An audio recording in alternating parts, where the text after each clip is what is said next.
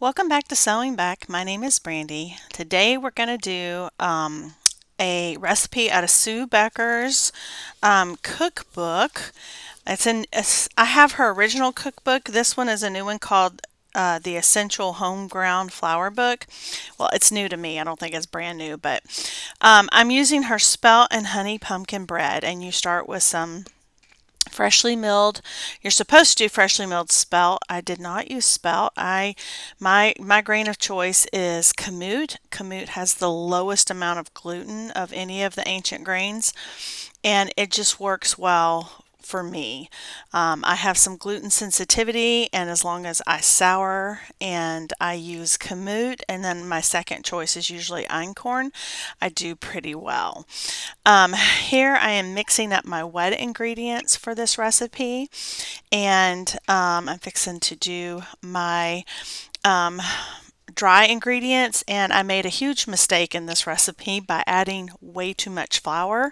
I doubled the flour for some reason. I don't know what I was trying to do a lot of things at one time, and I doubled the flour but not anything else. And I don't know why I did that other than being distracted.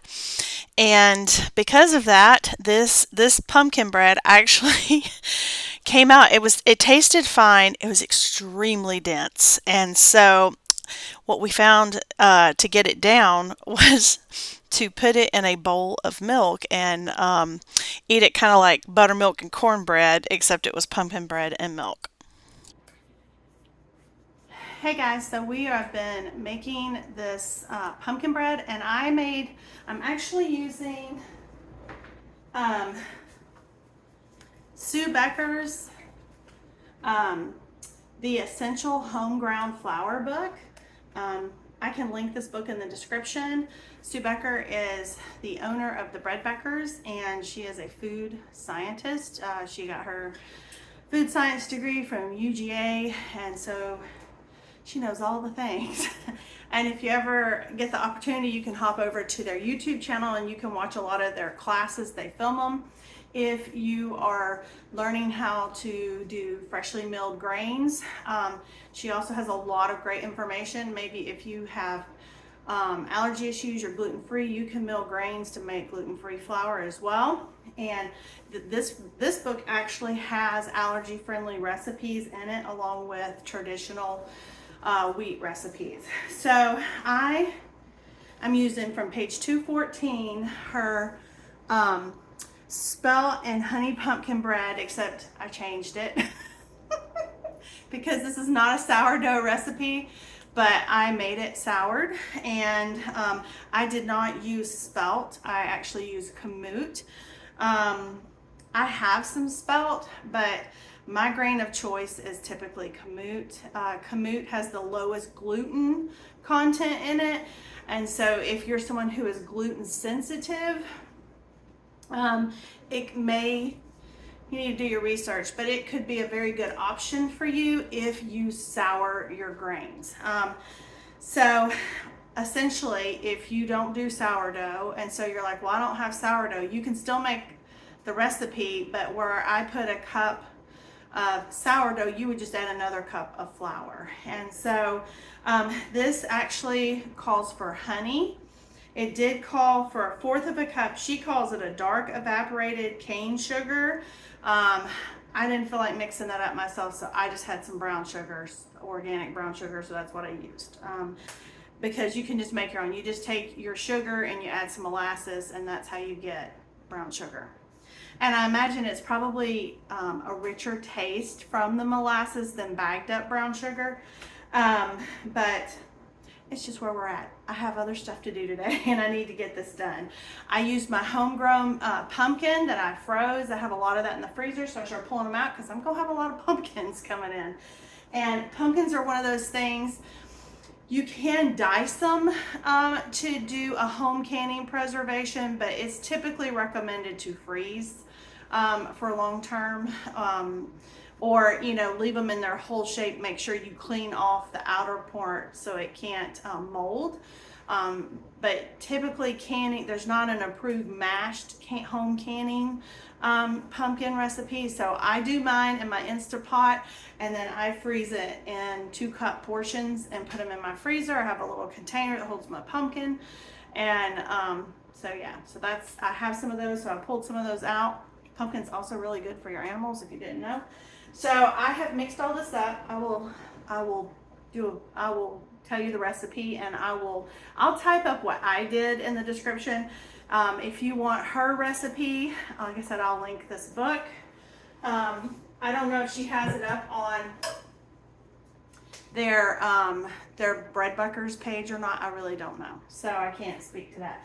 But anyway, I've got all of that mixed up into this bowl. This makes 2 loaves. I've got mine greased with some coconut oil.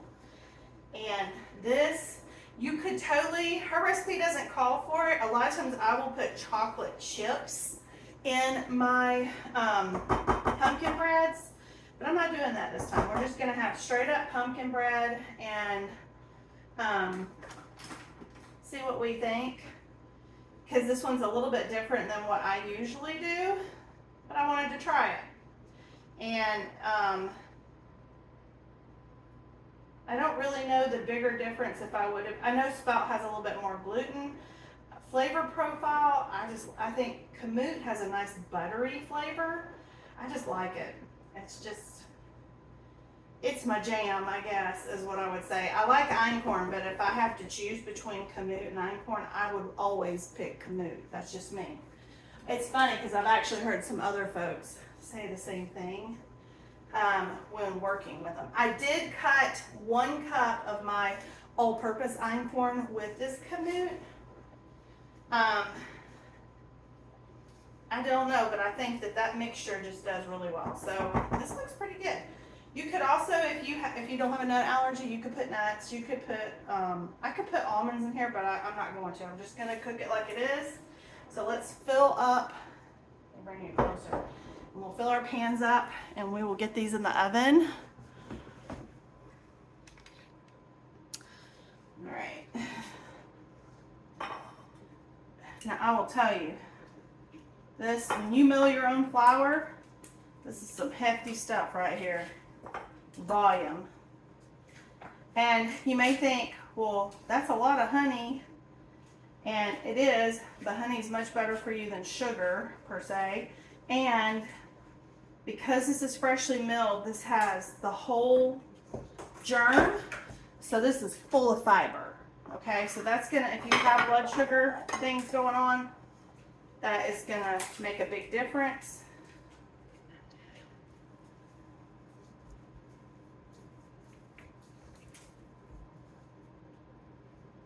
I'm trying to do this evenly. I love this is, the other one is a stone. This is just Pyrex, and it does okay. This is my favorite. This is a Pampered Chef stone bread pan, and it is my favorite by far. All right, let's get some more in this one.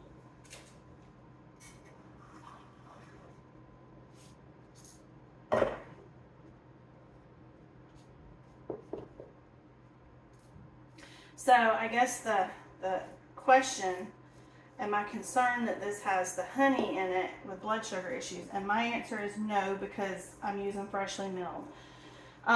If I were just using store-bought all-purpose flour for this, or even the whole wheat, they still take the germ. That is why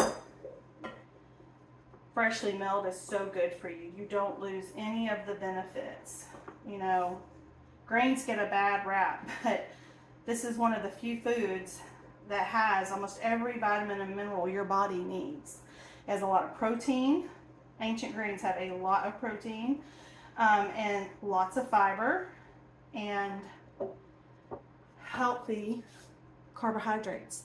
And I can tell you, I have to check my blood sugar, and when I eat whole grains, I have no increase in as far as a carbohydrate goes.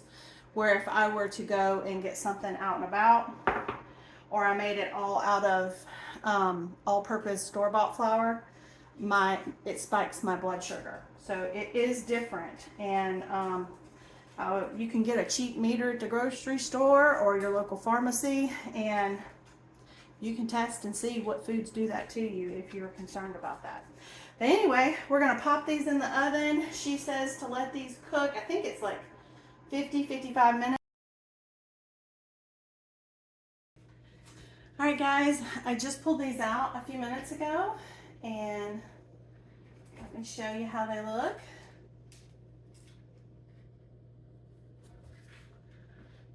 Isn't that beautiful? It smells all pumpkin-y. So pretty easy recipe. I know it's gonna taste great. I don't have time to taste it right now. I have an appointment I have to get to. That's why I have a change. I had to get out of my workout clothes and get ready for my appointment. So they were done in 55 minutes. So you may want to check at 50 depending on your oven. Mine did just fine. I probably could have pulled them out in 50 minutes, but I think they're fine. You're supposed to let them cool for just a little bit in the pan, and you want to flip them over and let them continue to cool. You can wrap them and put them in the freezer. You could wrap one and freeze one if you wanted to. And I hope you'll give the pumpkin bread try. And remember, if you don't have sourdough, you don't have to have sourdough. You would just add a cup of flour instead of that cup of sourdough, and you should be just fine. And I did make this with my homegrown pumpkin, but if you don't have that, you could do a can of pumpkin. Is the equivalent. It's pretty close to the 2-cup mark. If you feel like it's a little dry, because you're not doing sourdough and because you used canned pumpkin, you could probably add a little milk or water or something, or almond milk, whatever you do, to get it so it's the right consistency. But it shouldn't be super wet either, just if you're feeling it's a little dry. So anyway, thank you for being here, and we'll see you in the next one. Bye.